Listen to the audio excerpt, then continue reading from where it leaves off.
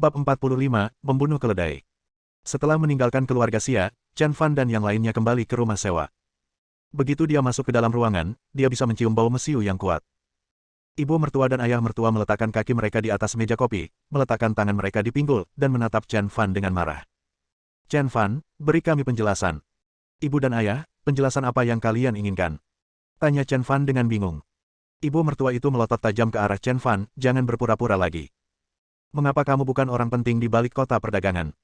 Chen Fan tersenyum pahit, Bu, orang penting macam apa yang ada di balik kota perdagangan? Kamu menantu yang baik. Meskipun kamu punya ambisi besar, kamu tidak bisa berkhayal tentang dirimu sebagai orang penting di balik kota dagang, kan? Orang-orang terbagi ke dalam kelas yang berbeda, jadi tidak semua orang bisa menjadi petinggi di balik kota perdagangan. Desir. Wajah ibu mertuaku tiba-tiba menjadi muram. Dengan kata lain, kamu sungguh bukan orang penting di balik kota perdagangan. Alasan Qian Dajiang dan kelompoknya datang ke pesta ulang tahunmu hanya untuk memberimu muka dan bekerja sama denganmu dalam sebuah pertunjukan. Chen Fan mengangguk. Karena kamu telah memutuskan untuk tidak mengungkapkan identitasmu, maka jangan beritahu orang tuamu juga. Lebih baik merahasiakannya sedikit. Hai. Ibu mertua menatap Chen Fan dengan jijik, lalu memalingkan wajahnya, tidak mau menatap Chen Fan lagi. Ayah mertua di sebelahnya tiba-tiba berdiri, Chen Fan, jangan bilang lukisan itu juga palsu. Chen Fan terdiam sejenak, mempertimbangkan apakah akan mengaku kepada ayah mertuanya. Tak lama kemudian, ia memutuskan untuk mengaku, kalau tidak ayah mertuanya akan benar-benar membakar dokumen aslinya. Ayah, lukisan itu asli. Pada saat ini, ibu mertua yang tadinya memalingkan muka tiba-tiba menoleh dan berkata, Chen Fan, jangan bicara omong kosong lagi. Apakah lukisan itu nyata? Ya, ibumu benar. Bagaimana mungkin kamu mampu membeli lukisan itu? Lagi pula, kamu sudah mengaku di depan nenekmu bahwa kata-kata itu cuma rekayasa, kata ayah mertuanya. Chen Fan tersenyum. Di villa keluarga Xia, saya sengaja mengatakan bahwa lukisan itu palsu untuk membuat mereka kesal. Lukisan ini memang benar-benar karya asli Wu Daoxi. Lukisan ini diberikan kepadaku oleh Qian Dajiang. Aku menyelamatkan hidupnya. Dia tidak akan menggunakan lukisannya untuk menipuku, kan? Chen Fan mengarang cerita. Prosesnya tidak penting. Yang penting adalah membiarkan pasangan tua itu tenang dulu. Setelah mendengar perkataan Chen Fan, Xiao Wenchang buru-buru mengeluarkan lukisan itu dan mulai memeriksanya dari kiri ke kanan, atas ke bawah, dan tengah. Setelah sekian lama, akhirnya dia berkata, sepertinya itu benar. Ketika ibu mertua saya mendengar bahwa lukisan itu asli, ekspresinya menjadi jauh lebih tenang, tetapi dia tetap marah.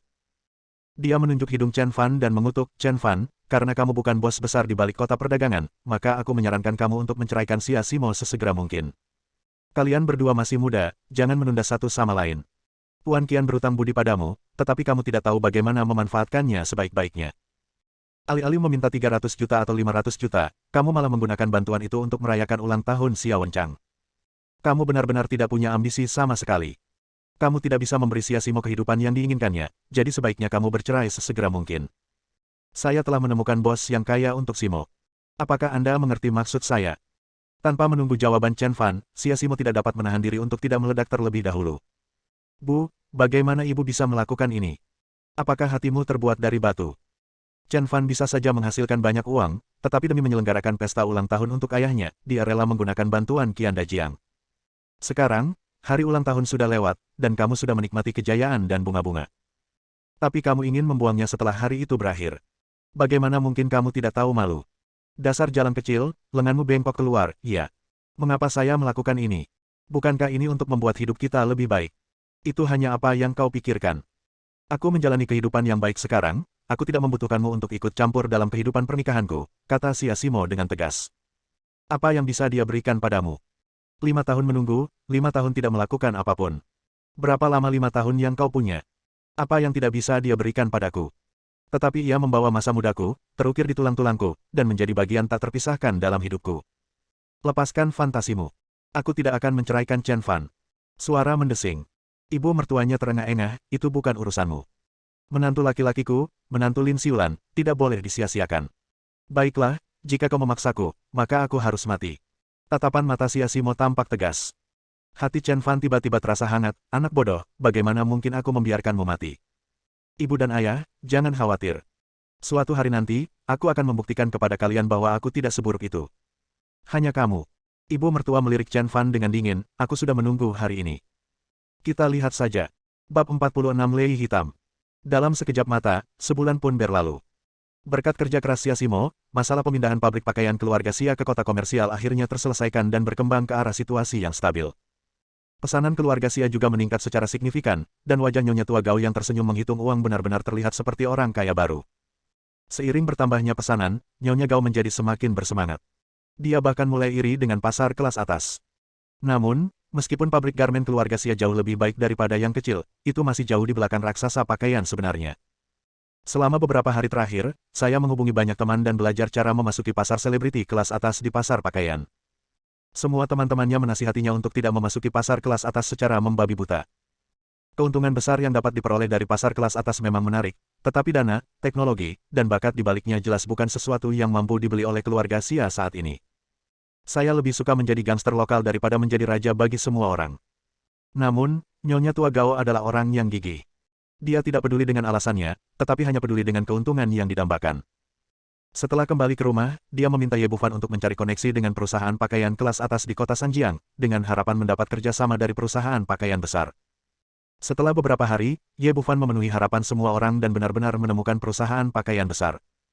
Liu Jia, perusahaan pakaian pertama di kota Sanjiang, sedang bersiap mengadakan kompetisi desain pakaian. Keluarga Lu adalah salah satu perusahaan pakaian tertua di kota Sanjiang. Setelah puluhan tahun berkembang, perusahaan ini secara bertahap telah menjadi perusahaan pakaian yang paling menonjol, maju, lengkap, dan kuat.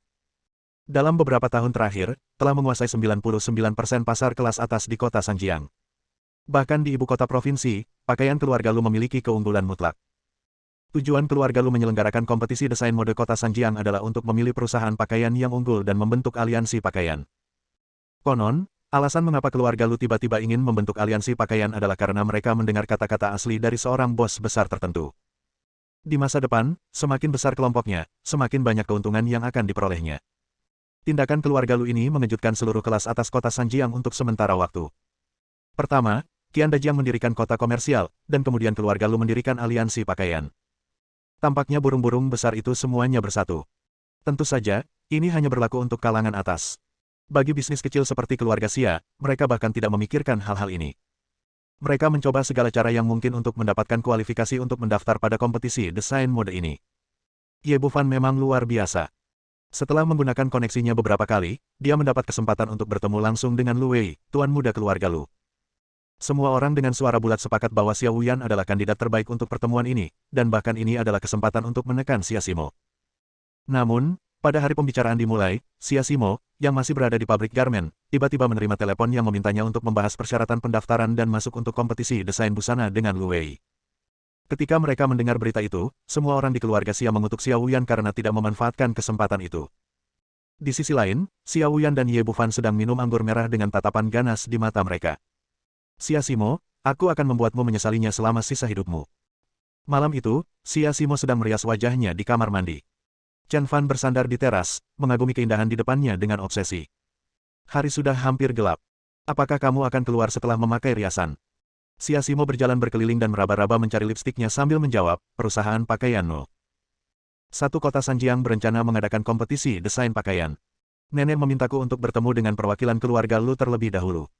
Setelah berkata demikian, dia mengerucutkan bibirnya di depan cermin, lalu melihat ke kiri dan ke kanan untuk memastikan penampilannya sempurna sebelum menatap ke arah Chen Fan. Jangan terlalu banyak berpikir. Saya seorang desainer. Saya bisa mendapatkan informasi pribadi tentang persyaratan desain peragaan busana ini dari perwakilan keluarga Lu. Dengan begitu, keluarga Xia akan memiliki keuntungan lebih besar saat berpartisipasi dalam kompetisi desain. Chen Fan awalnya berencana untuk pergi bersama Siasimo, tetapi pihak lain dengan jelas meminta agar dia pergi sendiri. Siasimo naik taksi dan langsung pergi ke Fenghua Times, klub ternama di kota Sanjiang. Saat ini, hari sudah senja, dengan lampu-lampu dan orang-orang datang dan pergi. Siasimo yang mengenakan setelan jas profesional merupakan pemandangan yang indah saat ini, menarik banyak orang untuk melihatnya. Siasimo awalnya sangat menentang negosiasi semacam itu, tetapi demi keluarga Xia, dia tetap mengertakkan gigi dan pergi ke kamar pribadi yang disediakan. Ketika aku membuka pintu, bau alkohol yang kuat tercium di wajahku. Ada 3 pria duduk di ruangan itu, dan 5 atau 6 wanita bersandar miring ke arah mereka.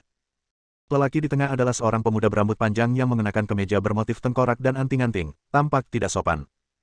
Saat Siasimo membuka pintu, dia tiba-tiba merasa bahwa dia telah datang ke tempat yang salah.